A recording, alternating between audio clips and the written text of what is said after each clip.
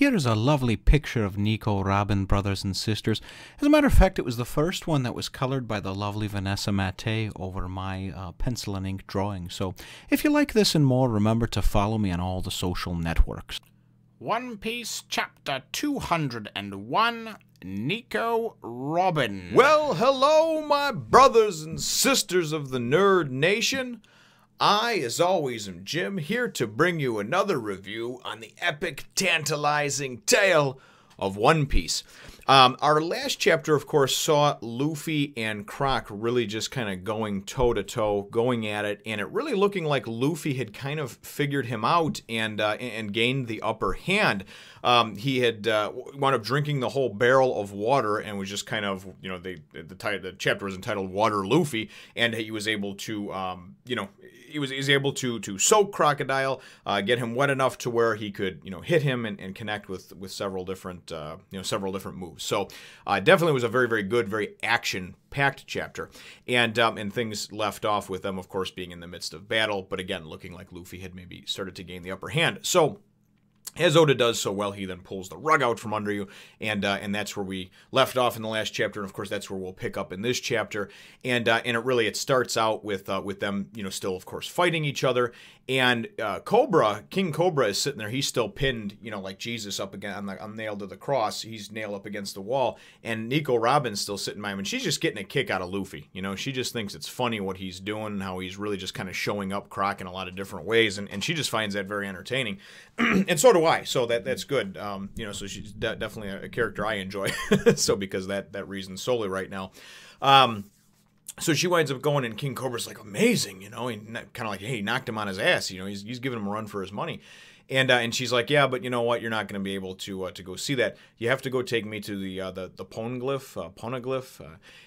The bottom line is, and I'm not going to worry about translations and if I got it right or not, or what the common Japanese term for it is, but what it is it's the mausoleum that they have the history of Alabasta in. So there's some reason for it that is obviously important, because it was something in addition to the Pluton that Crocodile wanted from Cobra. And it appears as if he is, in fact, now going to get it. So Nico Robin goes to, take him down and everything. And then we get, of course, Luffy and Croc are still fighting. And Croc is just like, he goes and kind of threatens her. He's like, just get him there, get him done, and get it done now, So, and he's pretty pissed off at Luffy. He's definitely not excited about what's been going on. So what he winds up doing is he takes his right hand, because as we know, his other hand is just a hook. And he winds up going and pushing his hand down into the ground and starts just kind of drying up everything around in the area, and it starts turning all to dust. I mean, the grass is dying in the courtyard there, and he says that he'll just disintegrate the whole courtyard. The stone, the statues are disintegrating into dust. He's able to basically suck not just the water, but the life out of everything. And, it sounds like probably a lot of people's ex-wives. So I'm still happily married, though, so I don't know about that. I can't weigh in on that subject. That's just what I've heard. That's the word on the street.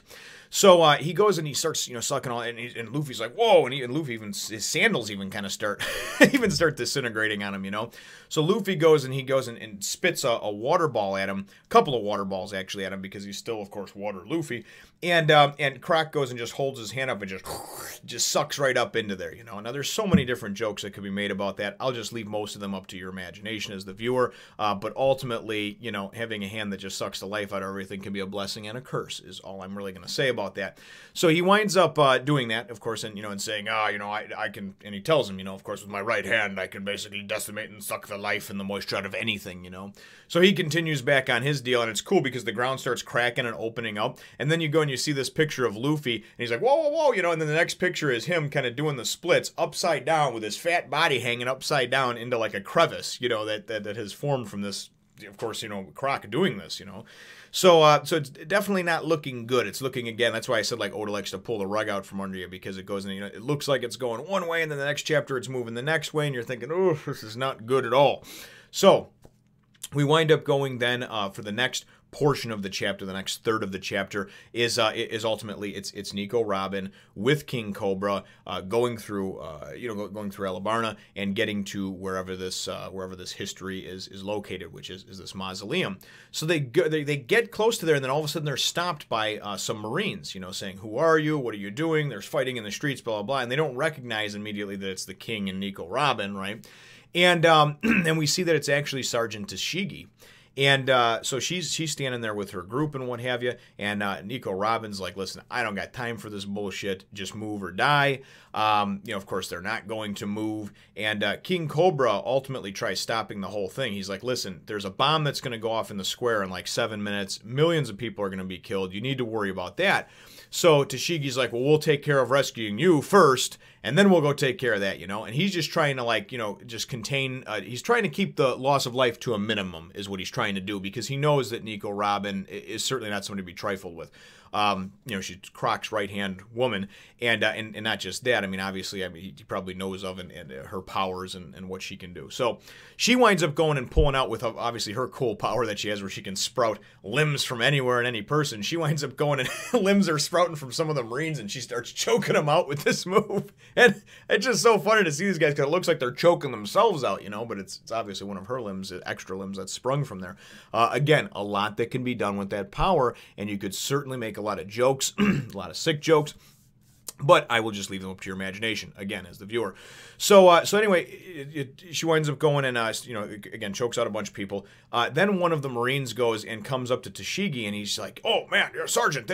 That's Nico Robin, And he pulls out or shows this wanted poster and says that 20 years ago, right, when she was like 8 years old, so now we can assume she's in her mid to late 20s, she was said to have taken down six Marine ships, six naval ships, right, all by herself. And there was a 79 million berry put on her head, and which is obviously a very high bounty, a 79 million berry bounty. Sorry, that's a little bit of a tongue twister, and I forgot the last part there. Lack of sleep and just getting old to do that shit to you. But so then they show this picture of her as a young child, and then it says, but she was never caught, and after that she just disappeared. Nobody's ever seen her since then. But he's sure that it's Nico Robin, right? So Tashigi is just like, okay, go onto the square and see if you can take care of that. And they're like, Sergeant, and he's just like, go, gives them the orders, So she stays there, and she's got her sword drawn out, and she's gonna go, toe to toe here with Nico Robin, and she's like, you're not gonna pass, I can't let you, blah blah blah. And then you really don't know, because a lot of it happens kind of off camera, so to speak. But as her sword is out, we see a panel where Nico Robin's like, I told you not to fuck with me type of deal. And we see some arms come on out of Tashigi and grabbing the sword, and it's aimed at her. So then we go into the next panel, we see like some blood. We see some of the other Marines that were close by, and I think even some of the Royal Army, it looked like, kind of like, what the, like looking, because obviously something bad happened. We kind of see the word bubble, like the, and then we go and we see Tashigi's glasses, kind of flying off. So we can only assume that she has been stabbed by Nico Robin. Certainly, since it happened off camera, I'm not naive enough to think that that it's the end for Tashigi. But maybe she just incapacitated her or something like that. Maybe got her in the leg so she couldn't follow them. I don't know. But anyway, so they're on their way. Then Nico Robin and the king. We assume that's where they're going, because then it goes and it cuts back to, for the last third of the chapter, it cuts back to Luffy and Crocodile. And again, like I said, this is a very down chapter as far as you start to feel like, oh, Jesus, not again, So Luffy is...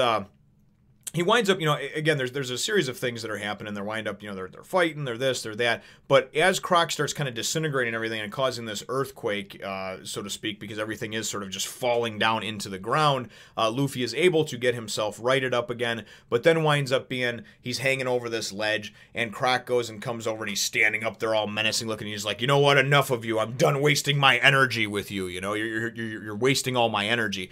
And he's still kind of got it in his mind, like, you're not even worth me wasting my energy. Right? Like, I don't even want to get worked up and have to drink a Gatorade over you. I am, I'm done. So he goes up, and Luffy goes, and he's like, goes to use water pistol and goes to nail some water up at Croc. It looks like it goes up over him and misses him. And then I was waiting, like, in the next panel, because he's like, you missed. I'm like, oh, nice. It's going to come down and hit him on the head, right? I don't know, maybe next chapter or whatever, but what winds up happening is he grabs onto Luffy's arm with his magical right hand that just dehydrates and kills anything.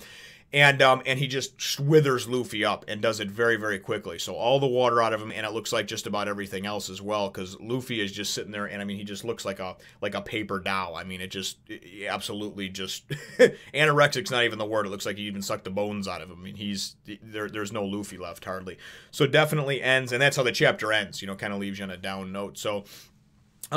Ultimately, though, I think that my chapter question is going to be, and I know that I'm asking a little more of people, you know, because of spoilers and everything else, but the chapter was entitled Nico Robin, and certainly we can see, and we've seen from her past things that she's done so far leading up to this, that she's not exactly a very reliable person or loyal when it comes to Crocodile. So, you know, again, I kind of ask, like, I wonder what her end game is in this whole deal, you know, because it's clearly not... She's aligned with Croc for right now, but she clearly kind of still goes off and does what she feels like every now and then. So I feel like she didn't kill Tashigi. I feel like she just wounded her, just as we were we were led to believe that she killed Igaram and then find out she didn't. So that's kind of what I'm, you know, asking about and waiting for to appear. Like, when is Igaram going to pop back up and become important in this whole thing to show why he was saved? Or was he only shown to be saved and not killed to show that Nico Robin is in fact not as trustworthy and loyal or evil as we thought, you know? So I know it's kind of convoluted and there's a few different questions in there. Feel free to answer them in the comment box down below if you like. You know, we like to get healthy discussion here. And then, of course, hit the thumbs up, the like button if you think that I deserve it. And subscribe if you haven't done so already. We look forward to catching all of you in the next one, Nation. I don't want to see this. This is black and white. I like the color. What?